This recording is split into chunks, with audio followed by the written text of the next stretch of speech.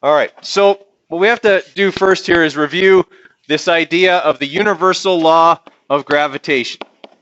Okay, that is, that big G times the mass of one object times the mass of the second object over r squared is going to give us the mutual attractive force between those two objects. Okay, they are going to be attracted to each other, okay, because of their mass and because of how far apart they are. Now, which has a bigger effect on the force of gravity? The mass of the objects or how far apart they are, according to this formula?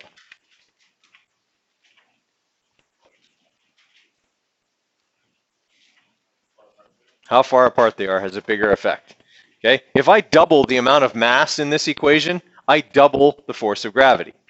If I double the separation distance, I reduce the force of gravity by a factor of 4. Okay? It has a bigger effect because it is squared. The other two are not. Okay? So changing the mass certainly can affect the amount of gravitational attraction, but increasing or decreasing the separation distance has a much greater effect, okay, than does increasing mass. So the closer together two things get, okay, the more attracted to each other they are going to be, right? Which is why things tend to kind of accelerate, okay, as they get closer and closer together.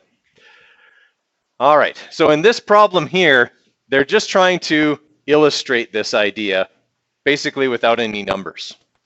All right, so they're saying that object A exerts a gravitational force on object B. It's actually, they exert that force on each other.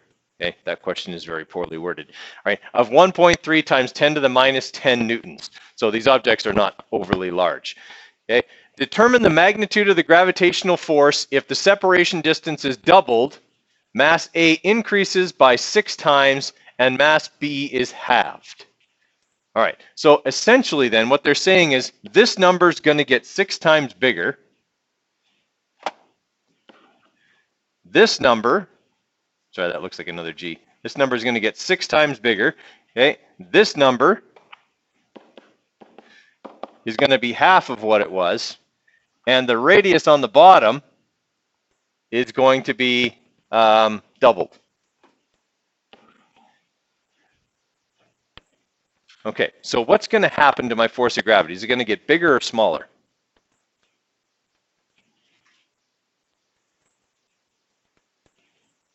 Okay, the top of this equation just got how many times bigger? 3 times bigger, because 6 times 0.5 is 3. Okay, so it just got 3 times bigger on the top. How much bigger did it get on the bottom? 4 times bigger.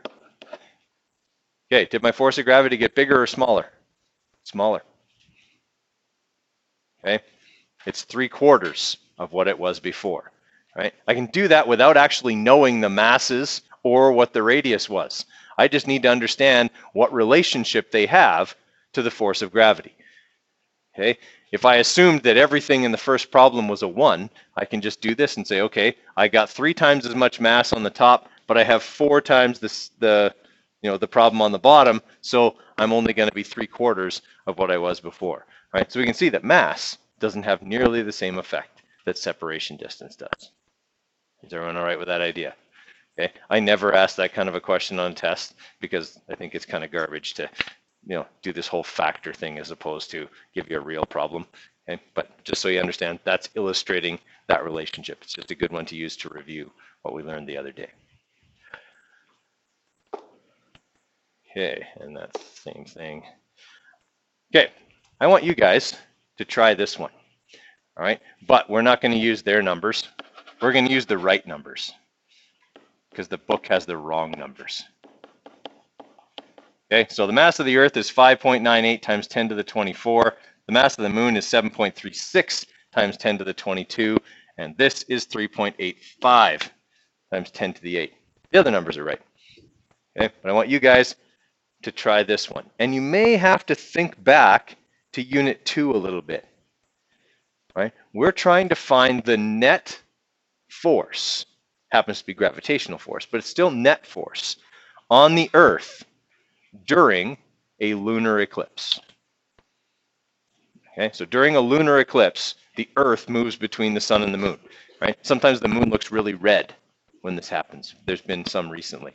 Okay, so we want to find out what's the net gravitational force on the Earth in this situation. Okay, I'm going to give you guys a few minutes to figure that one out. So anytime we see net force, okay, we want to treat net force just like we did in Unit 2. Net force is always the same regardless of what forces are being added up to get that net force. Okay, so really then, we just need a free body diagram for the Earth. Okay, we got the force of gravity between the sun and the Earth, and we got the force of gravity between the moon and the Earth, which is going to be considerably smaller because the moon is considerably less massive, even though it is exponentially closer. Mass still matters, and well, the moon is puny, okay, compared to the sun, which is huge. All right. Okay, so those are our two forces. They're in opposite directions, so one of them needs to be positive or negative. One needs to be negative, right? They're in opposition to each other, right? So the net force acting on the Earth is going to be the force of gravity between the sun and the Earth plus the force of gravity between the moon and the Earth, and I'm going to make that one negative. Okay, now can I calculate those numbers? I can use Newton's universal law of gravitation for each of them. Okay, so what I'm going to have here is F net equals big G times the mass of the sun times the mass of the Earth over the radius between the sun and the Earth squared.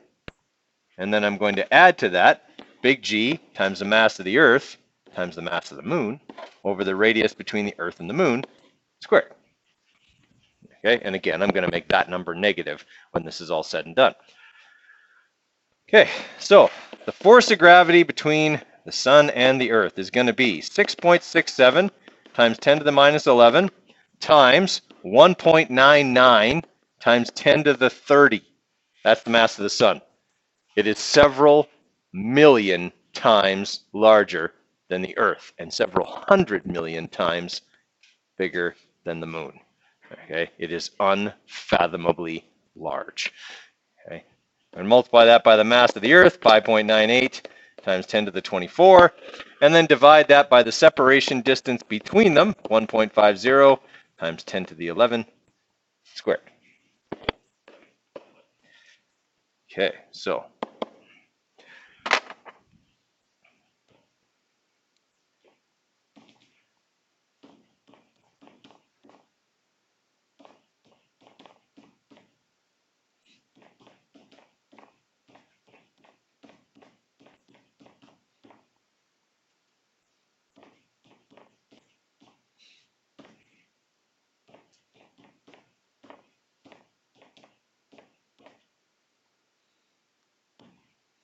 oh, there's why you shouldn't enter it all at once. I'm missing a bracket.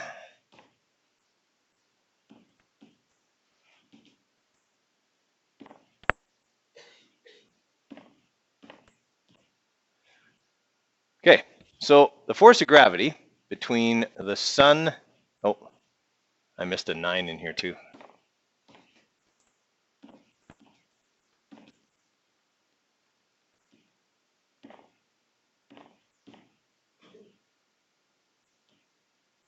That's better. Okay, so we got 3.53 times 10 to the 22 newtons.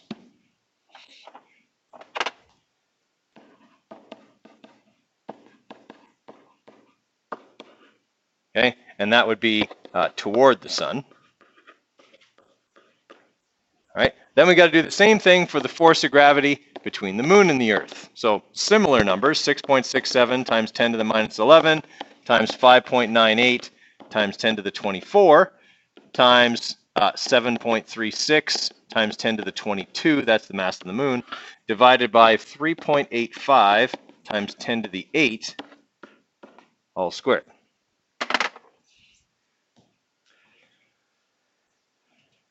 Okay, so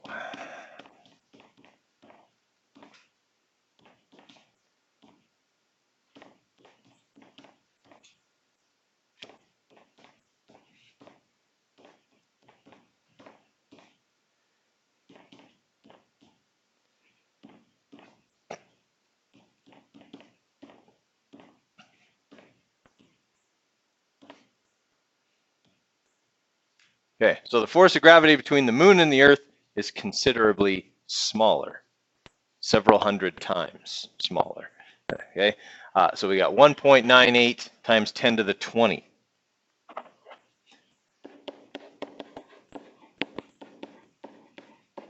Newtons. All right, so what do I have to do with those two numbers now? Add them together, making the one between the moon and the Earth negative, or just subtract them. Okay, either way will work.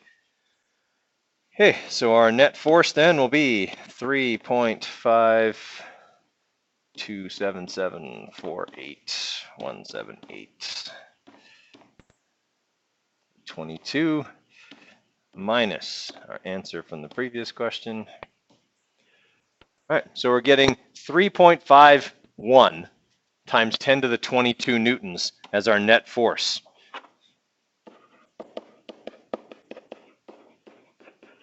Which direction is that? Towards the sun. You'd be surprised how often that gets forgotten.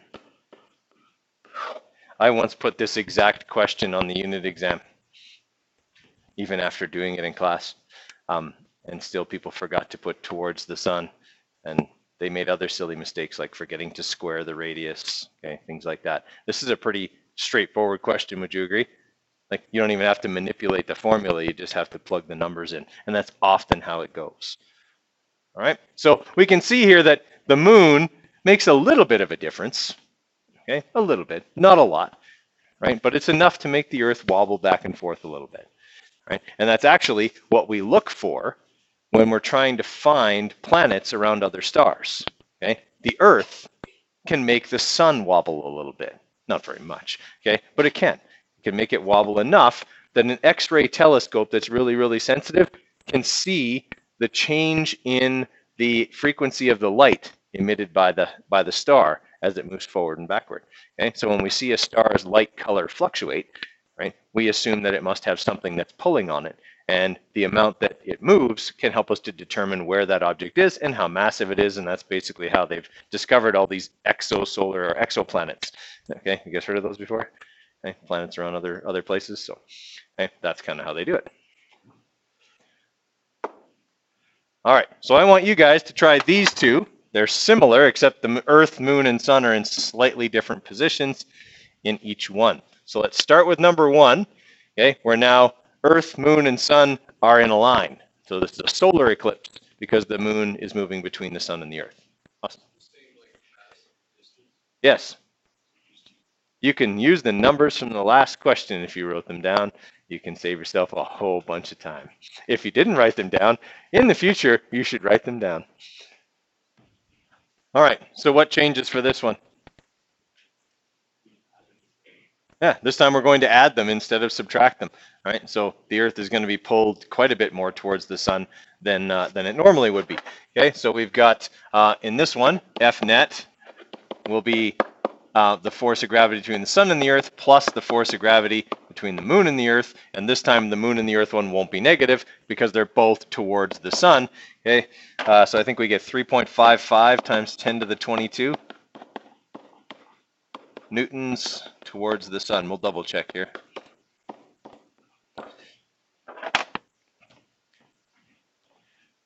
Because I'm just going to take my entry from before and change to plus. No, that didn't work. Shouldn't be 7. Oh, because it used my answer from the last one. Okay, sorry.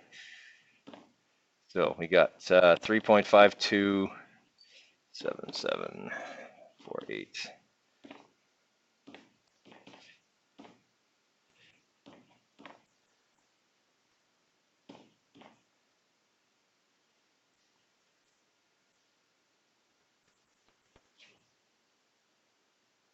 We get 1 point. It was 1.90 times 10 to the. No.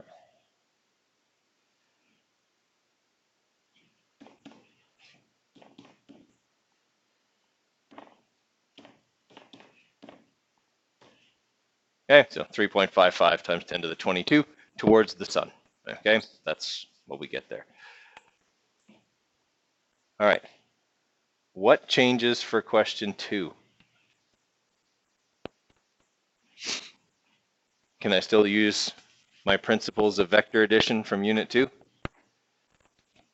Okay, I have to draw my forces of gravity as vectors and draw them tail to head. All right, have at it. Okay, now the moon is out at a right angle. Okay, so it's just perpendicular. You guys have done lots like that before. It's still the same two numbers. Okay, so you don't have to do any new calculating, right, for those two numbers. You can keep using them, but now you got to do a little bit of perpendicular vectors. All right, so looking at this one here, okay, our two forces are the force of gravity between the sun and the earth and the force of gravity between the moon and the earth, and that is not to scale, because if I was to draw it to scale, you wouldn't even see the force of gravity between the moon and the earth. The little arrow would be so small by comparison, right? So we know that this is not creating much of a deflection in the Earth's orbit, okay? This will be our net force, same as it always has been, and then we'll have our angle to get us the direction, which would be from straight towards the sun, deflected from straight towards the sun. Okay, so all we have is a Pythagorean theorem calculation.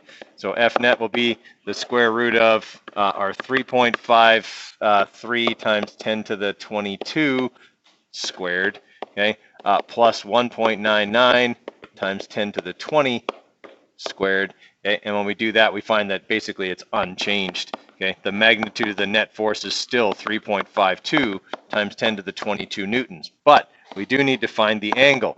All right, and we're going to use tan to get that. So we're going to go tan to the minus 1. The way I've drawn this, the moon's gravity is the one that's opposite. So 1.9 times 10 to the 20 divided by 3.53 times 10 to the 22. And when we do that, we get 0.3 degrees. Okay, it makes virtually no difference. Okay? 0.3 degrees is an incredibly small angle. All right, is that ringing a bell for everybody? Once in a while I put stuff like that on final exams because, again, it allows me to test two things from two different units with only one question, and the test is a little shorter that way. Okay, I can see whether you can still do those skills. Okay, anyone need that one anymore? Let's go with that. Okay. All right, I want you to try a couple of the problems from the workbook here. We're not going to work on that for the rest of class because I got to talk about Cavendish yet. So I'm going to put those up, have you do 5 or 6 of them, and then we'll move on here. Okay, so the trick to number 3 is the two masses are of equal mass. So it's like saying mass 1 times mass 1. What would that be?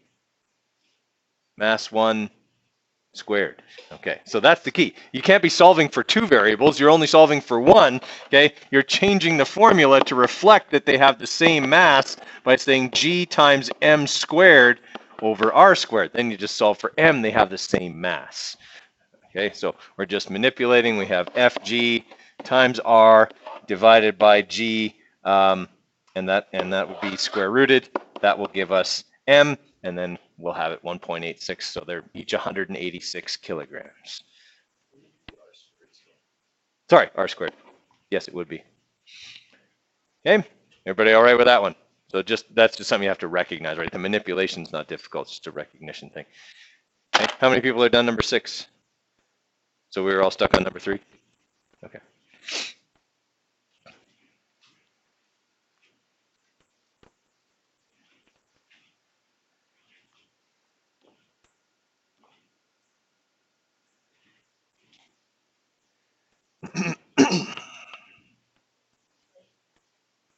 Can I what?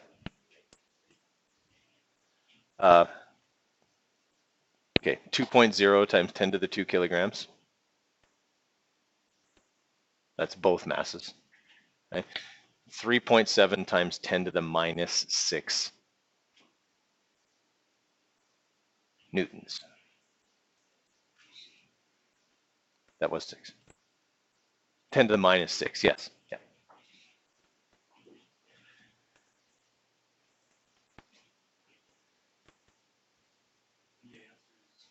8.5 times 10 to the minus 1 meters. Yeah.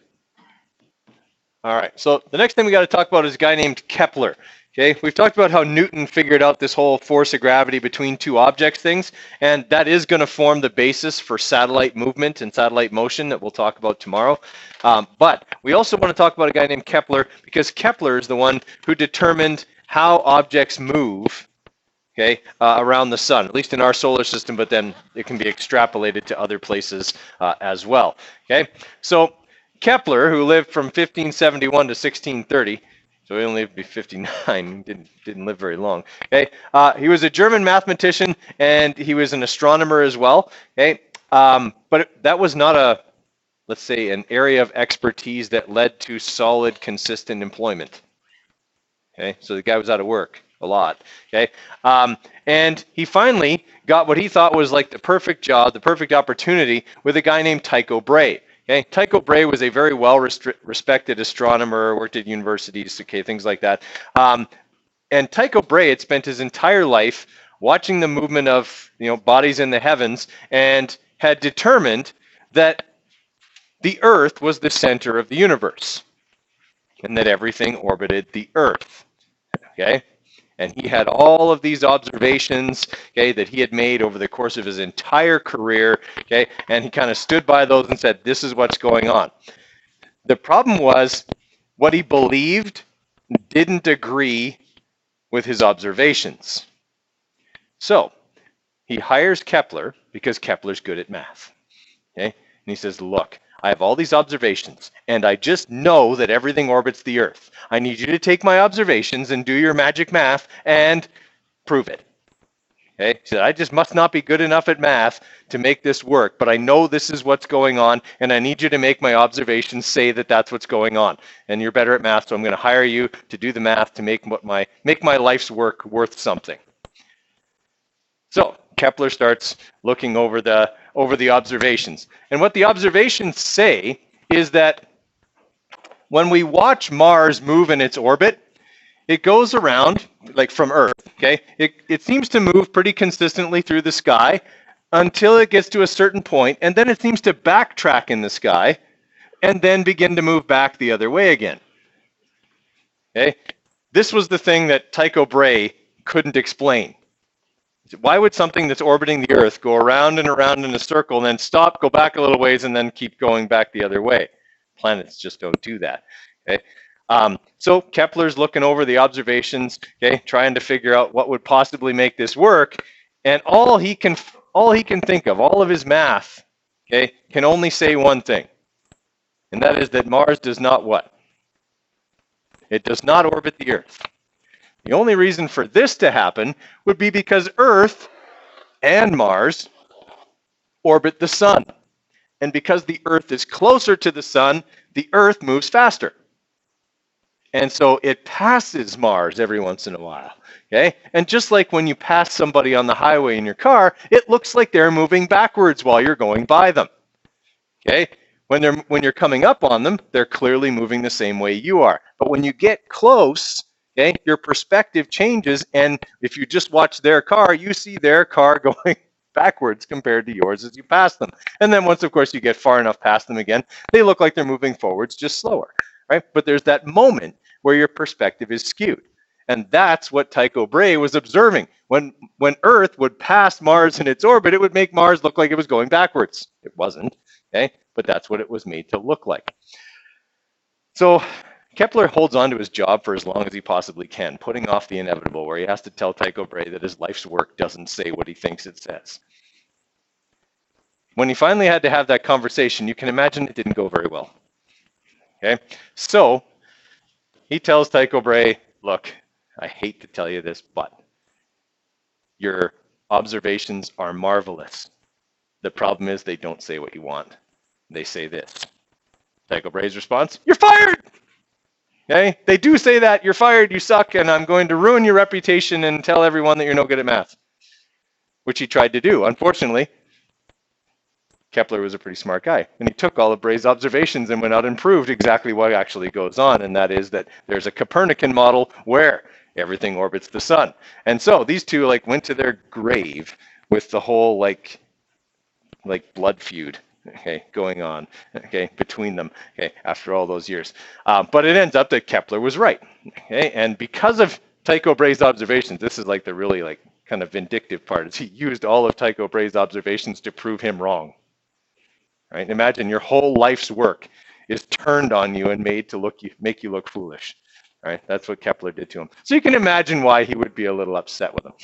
All right, so there's the whole like drama of science soap opera type deal, okay, to do with science. But in the end, what we learned is that planets move around the sun, first off, and that they don't move in perfect circles.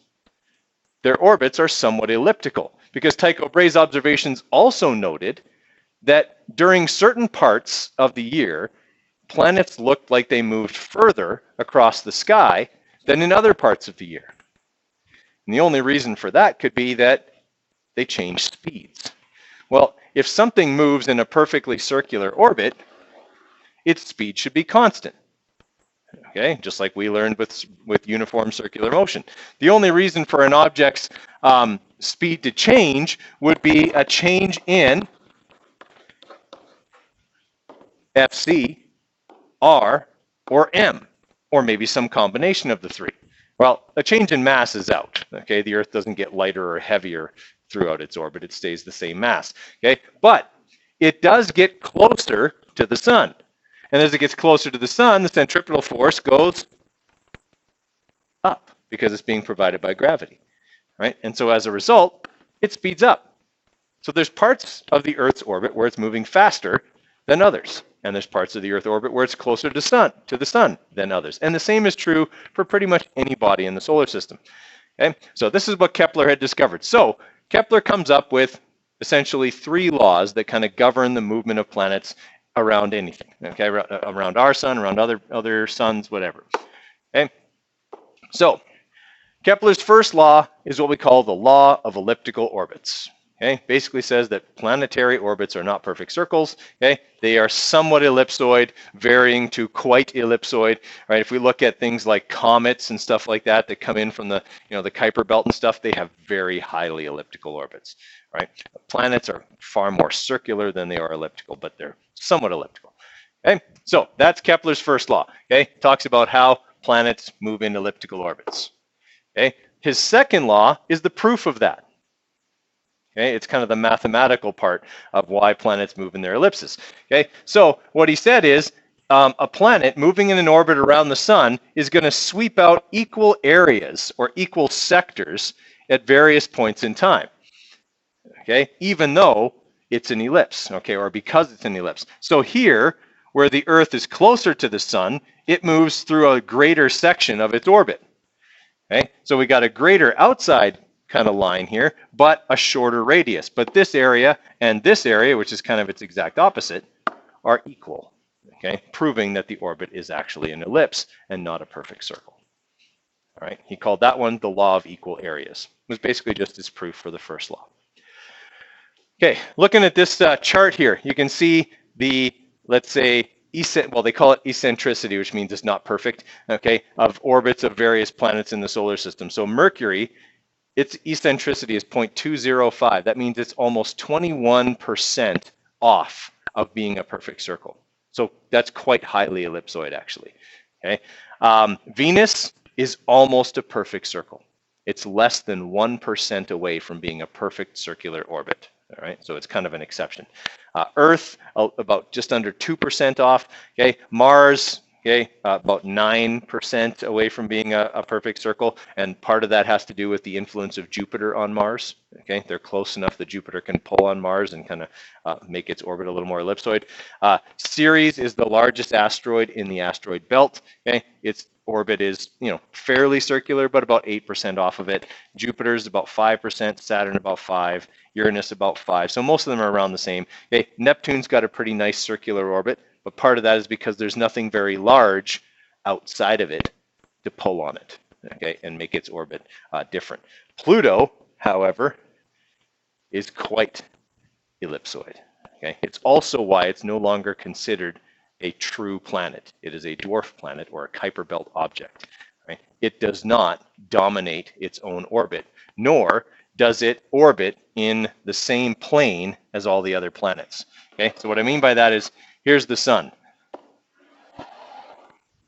The 8 planets all orbit in what's called the the ecliptical plane. That means they can eclipse each other because they sit in a line. I mean, they're never like straight in a line, but okay, you follow me there? So they all sit on this line, kind of like all the pictures you've ever seen of the solar system where it shows all the planets all lined up in a nice neat row.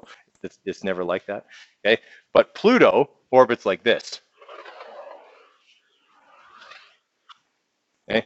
It's outside the ecliptic plane, and its orbit is so elliptical that sometimes it's closer than Neptune is. Right? So it doesn't follow kind of the path of the other planets. So it's no longer a true planet. You wouldn't believe it, but there was like outcry over it when it got demoted. Yeah, there were like riots outside of the JPL. It was crazy. Okay? People were like really upset. It's like, don't we have bigger problems to solve at JPL? Like, you know, whatever. But yeah, that was one of the things that happened. Okay. So like I said here, so looking at the Earth, now this is obviously a massive exaggeration of the Earth's orbit. Okay, it is not this elliptical. Were we to get this much closer to the sun or this much further away from the sun, we'd fry and freeze, fry and freeze. Okay, it's not that. It's not nearly this bad, right? But you can see that when we are at perigee, that's when we're closest to the sun in our orbit, we're moving at 109,289 kilometers per hour. When we're at apogee, that's the furthest point in our orbit, we move 4,000 kilometers an hour slower. Okay, so the Earth's speed does change as it moves throughout its orbit. All right, and we do get closer to the sun and further from the sun at various points in our orbit. Okay, that has nothing to do with the seasons. If you had like a rocket and like since it's traveling this way, you took off that way, wouldn't you have to go to like 0 meters per second going backwards? No, remember Newton's first law would say I'd be moving at the same speed as the Earth, unless I did something to change that.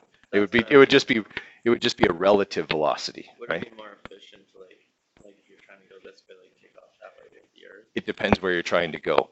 Once they get far enough away from the Earth, relative velocity doesn't really mean anything anymore because the Earth's not really a reference point anymore. Yeah. All right, so like I say, this has nothing to do with the seasons, right? The seasons has to do with the tilt of the Earth, not how close to the sun it is. Okay, getting closer or further away from the sun doesn't make any difference in terms of our temperature. Okay, in fact, when we're at perigee, it's usually fall. Okay. What is the word Earth spin? Most things spin just because of the way they were formed. Okay, so you know, impacts and things like that when they were molten cause them to start spinning. Other impacts can change that spin. Earth's spin was most likely altered and now regulated by the moon. Without the moon, the Earth's spin would change. Venus, as an example, actually spins the other way. It's the only planet that spins backwards. All the other planets spin the same way. They figure that Venus was hit really hard by something, and it actually basically stopped it rotating. So a day on Venus is longer than a year on Venus. That's how slowly it rotates around. Okay, like a year is 220 some days, and a day is 240 days. 200 Earth days, yeah.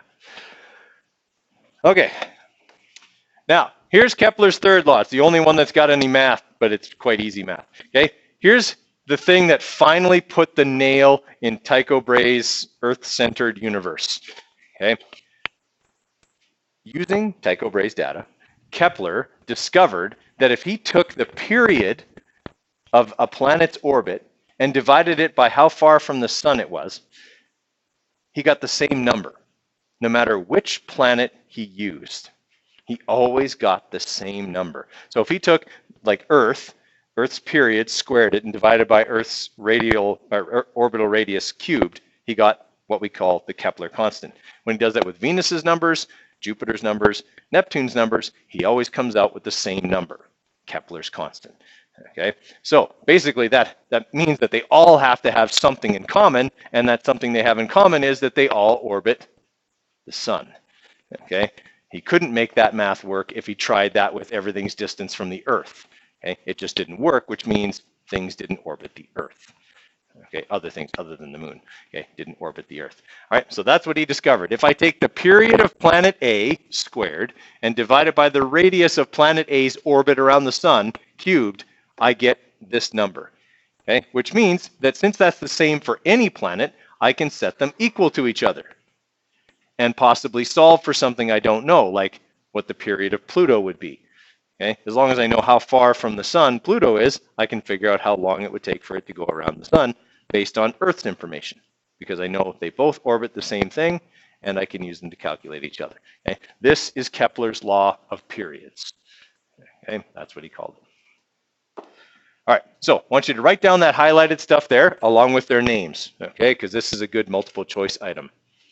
Which of the following is not one of Kepler's laws, or something like that? Okay, so write down those 3 laws, and then we'll look at a couple of examples of the law of periods here. The thing about Kepler's law, okay, is that it can only do 2 things. It can calculate period, or it can calculate radius, provided I have information about period and radius for at least one other object orbiting the same focus. Okay, so I can use it to calculate things like periods and radii for planets or other objects that orbit the sun. But I couldn't use it if I was trying to find something about, let's say, something else orbiting the Earth, because I only have like the moon, right? I don't have, well, I mean, if I had the information for the moon, I could probably then use it. So it's nice in that it can calculate those 2 things, but that's all it can calculate. Okay. Its other advantage is that I don't have to use meters and seconds when I'm using period and radius. Okay. If I'm using centripetal force equals the force of gravity, then my radius has to be in meters, and if I'm using period, period has to be in seconds, because otherwise I don't get newtons, right? Okay. But with Kepler's is just a ratio. I can use whatever units I want. I can use years for period.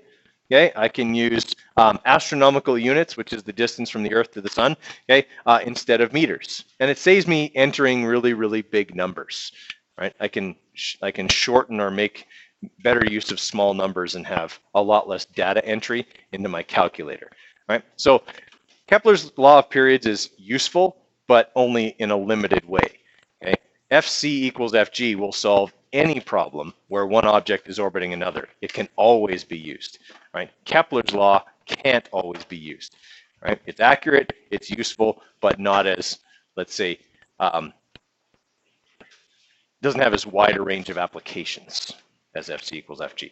All right, so we'll talk more about that stuff tomorrow, okay? And we'll talk about satellite motion tomorrow as well.